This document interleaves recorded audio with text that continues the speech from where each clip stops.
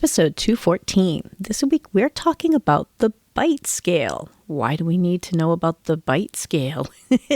Well, we want to know if a dog is trying to hurt us or not, because so many of these quote unquote bites are actually warnings. So we're going to dive into that this week.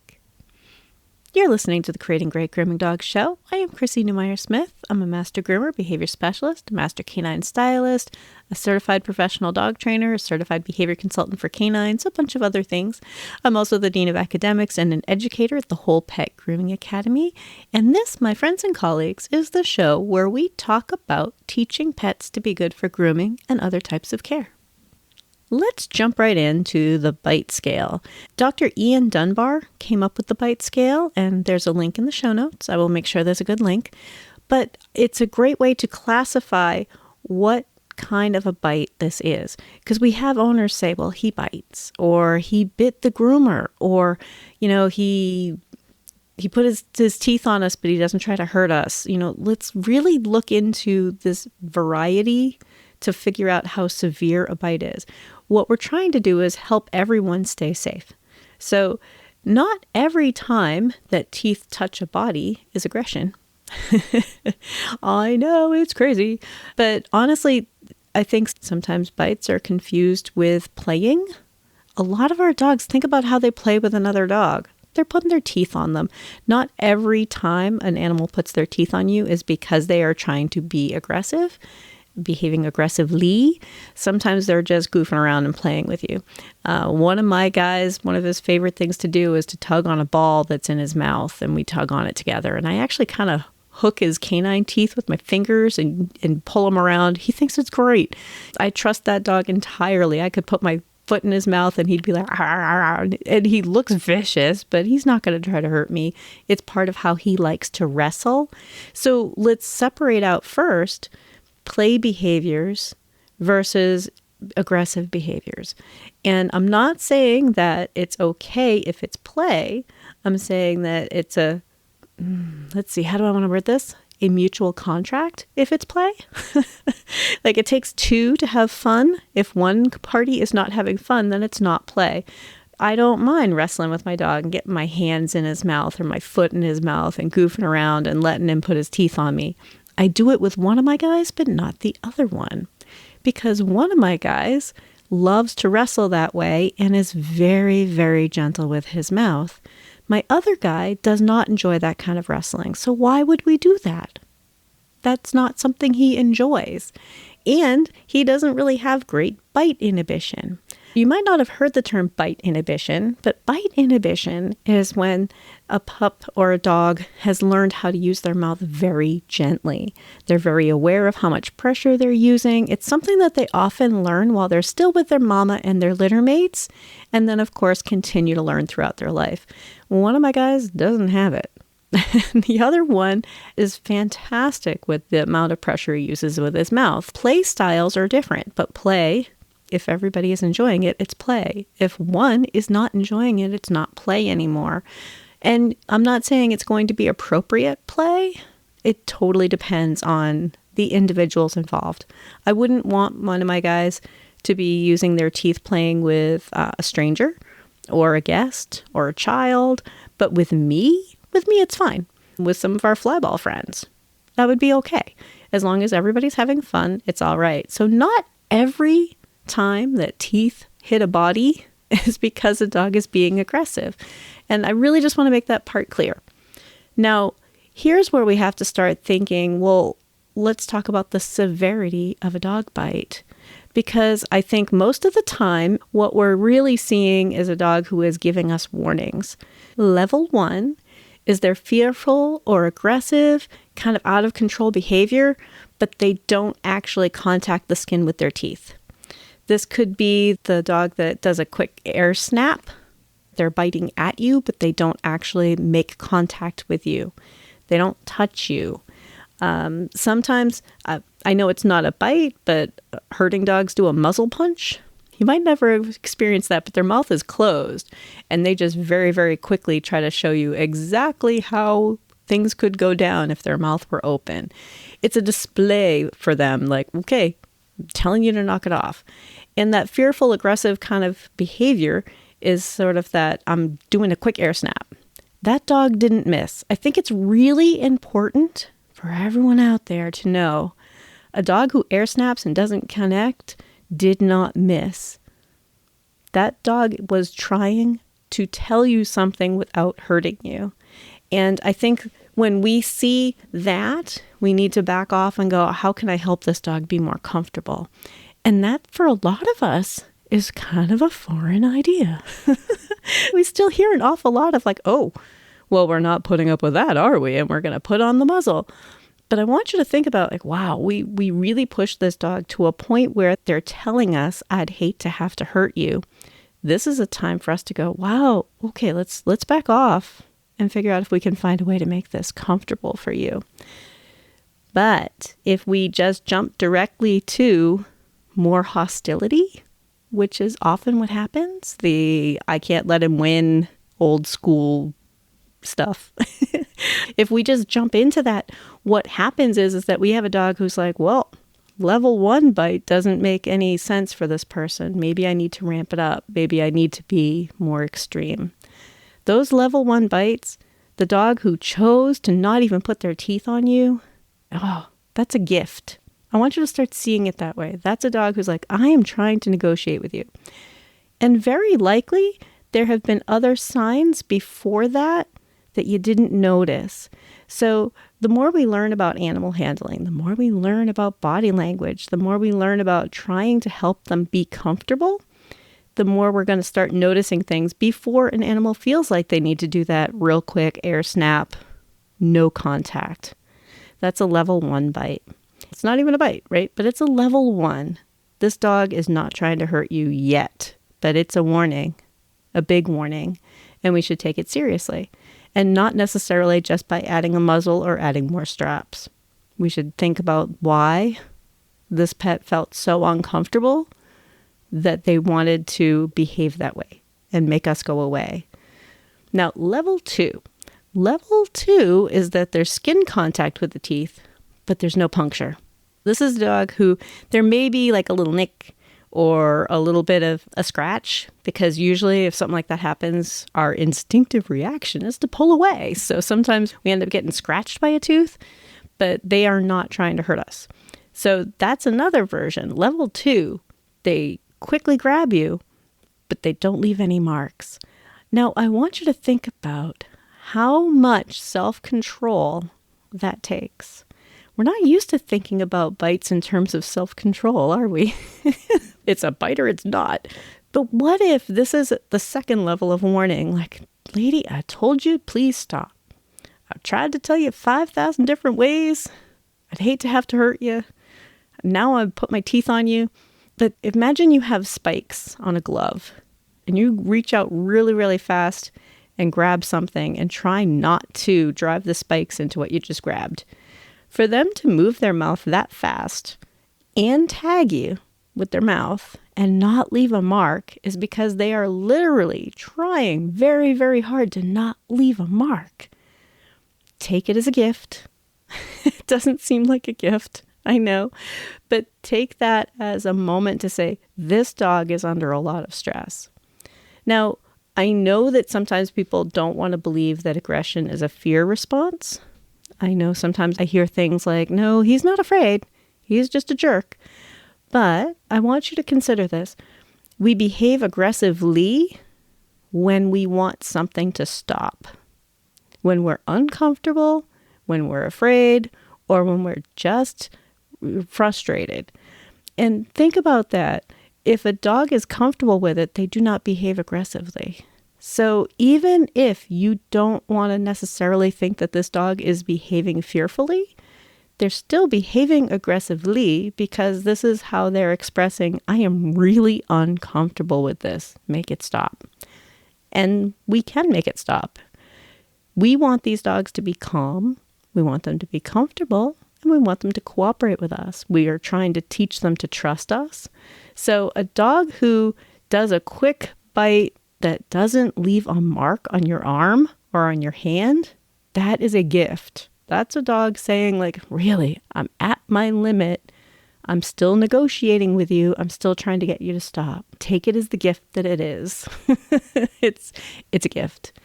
I'm glad you're here enjoying the free stuff. If you're wondering, does Chrissy go into any more detail? Yeah, I do.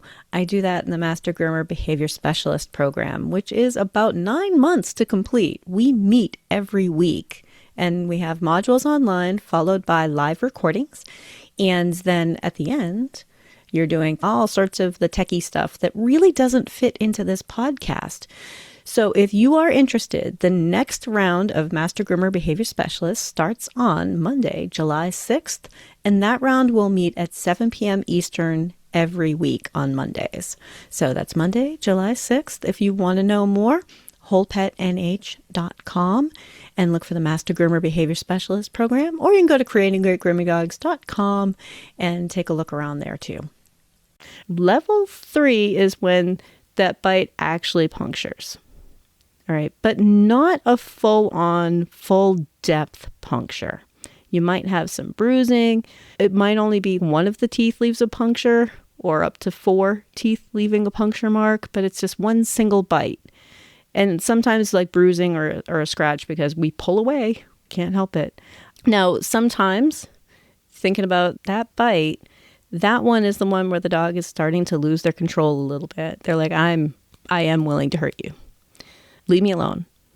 And it could be there's level 3 and a level 3B. Level 3B is multiple level 3 bites, but nothing too crazy, not full depth. They're not cranking down really hard. I want you to think that this is ramping up. This is getting worse. Levels 1 through 3 are pretty common, like, let's do some training. Let's find out what's going on with this dog. Let's really take a closer look and see if we can help this dog. Level 4. Level 4 is when there's 1 to 4 punctures from a single bite, with at least one puncture that's deeper than half the length of the dog's canine tooth. What that means is that dog decided to really bite down. Bite down. I mean, you can even hear it in my voice, like, there's going to be a lot more bruising. There's probably going to be some lacerations. Sometimes this is the dog that holds your limb in their head and shakes it around a little bit. That's a level 4 bite. That's an I'm trying to hurt you. I am no longer holding back. That's a pretty serious bite. Level 5 is a multiple bite incident with at least 2 level 4 bites. Multiple attack incident with at least 1 level 4 bite in each. This is the dog that's like lost control and is doing real damage. This is very, very dangerous. And then there's level 6 where the dog actually kills somebody. And we don't think about that very much, do we? But yeah, dogs can kill people. So I want you to think about the bite levels now that I've laid them out in front of you or in your head as I whisper in your ear. But when I lay them out in front of you, I want you to think about those first couple, the level 1, where they don't even contact you. They just do an air snap near you, a bite at you that feels like they missed. That's not a miss. Level 2, when they tag you and they don't leave a mark, those are such clear warnings. And a dog who is trying really hard to show you, I don't want to have to hurt you. And we don't think about that as the gift that it is. And sometimes we respond aggressively to that, which isn't going to help them become comfortable and cooperative. It doesn't help build trust. Level 3 is when they do 1 single bite, but the puncture is not the hardest bite they could do. It's still a bite and it's still serious. And if an owner tells you, well, he bit somebody, this is the kind of chart that you want to use. You want to find out more about that bite. Because a level 3 bite, I want to know if that dog gave a level 3 bite to somebody. That's important for me to know. And what was the whole story around it? What else was going on when this happened? Has it happened before? Were there level 1 bites before it or level 2s? Was this just out of the blue? Is this dog ill? What other kind of things can we find out about this dog? And a level 4 bite, I want to know a lot more about that. That may be a dog that we turn away. Groomers, you don't need to groom every dog. I don't know who needs to hear that, but I'm going to say it again. If a dog is likely to be dangerous, a level 4 bite, a level 5 bite, that's a dog with a bite history that's pretty dangerous. You can say no. You do not own that dog. You do not need to take on the care of every single dog on the planet. Okay, but that could be a dog who was under a lot of stress, had something terrible happening, and through training, we can help them feel safe. Okay, but just know, you can say, oh, no. I had a customer, well, they wanted to be a customer, and they had a German Shepherd who was doing level 3, level 4 bites to people in the house. And I'm like, no, I'm not going to do his nails today. We need to talk a lot more about what's going on at home. That's pretty severe if that's going on at home. There are always stories behind bites, and they're just as important. But I got to say, it could be that you hear the story and they're doing training. And this is why it might be a chance to say, all right, can you do some muzzle training too? Can you teach your dog to be comfortable wearing a muzzle while I help them be comfortable with grooming and we have the safety of a muzzle? I think that muzzles get vilified. My vet calls them party hats. I've always called them face mittens. They're just a way to help prevent a dog from being able to bite while we, if we're doing our job right, spend time teaching that pet to be relaxed with us, to teach them to be calm, to teach them that they can trust us. I've had a couple of dogs over the years where because of their health issues, if something startled them or scared them, they were going to go to full depth multiple bites, the level 4. They were going to do damaging bites if they had the chance, if something scared them. Because their reaction was very abnormal, we taught them to be comfortable wearing a muzzle. And they would wear the muzzle and we would proceed just as gently. And it looked about as interesting as watching grass grow. It was like watching paint dry. It was so beautifully boring because this dog did not feel like they needed to try to bite because we were still working on them being comfortable with everything. I don't want to just put a muzzle on a dog to get things done, but what if I have to keep myself safe and help this dog feel safe and feel comfortable? But that's going to take some training to the muzzle and making them feel comfortable wearing a piece of equipment that prevents them from biting. So keep in mind, though, so many of the dog bites that we hear about or that we see or that we even experience are level 1 and level 2. And Dr. Ian Dunbar actually put in this that levels 1 and 2 comprise well over 99% of dog bite incidents. Interesting, right? So we often think that the dog missed. They didn't miss. They did not miss. Or maybe we're under the impression that a muzzle makes everybody safe. And we've talked about that before on this show, that a muzzle can help to keep everybody safe, but if and only if we're also working toward helping them be calm. We're trying to keep them in their comfort zone, not when they're flailing and screaming. Flailing and screaming is about 20 steps too far into scary. That's a dog who's under a lot of stress. We're not trying to stress these dogs out. We want them to be comfortable with things. But if we have a bite history, we may choose to say, like, hey, is he comfortable wearing a muzzle? That's something that a lot of owners would probably be willing to do. Work with them on getting them comfortable wearing a muzzle. A lot of dog trainers can help guide them through that. I know my guys are comfortable wearing a muzzle. They haven't had to wear one, but I took time to teach them how to be comfortable with it, because why wait until someday when maybe they're scared or panicking and that be the first time anybody ever puts a muzzle on. So I want you to think about these bite levels are an important piece, because so often that dog wasn't trying to hurt us. That dog was not trying to hurt us. That dog was trying to say, back off. I am really, really uncomfortable with this. It's unpleasant, uncomfortable, or scary. Maybe they're injured. Maybe they're really frustrated. Maybe they've had bad experiences in the past. Maybe this is just something that they're terrified of. But we need to think about these things as warnings and remember that they can really hurt us.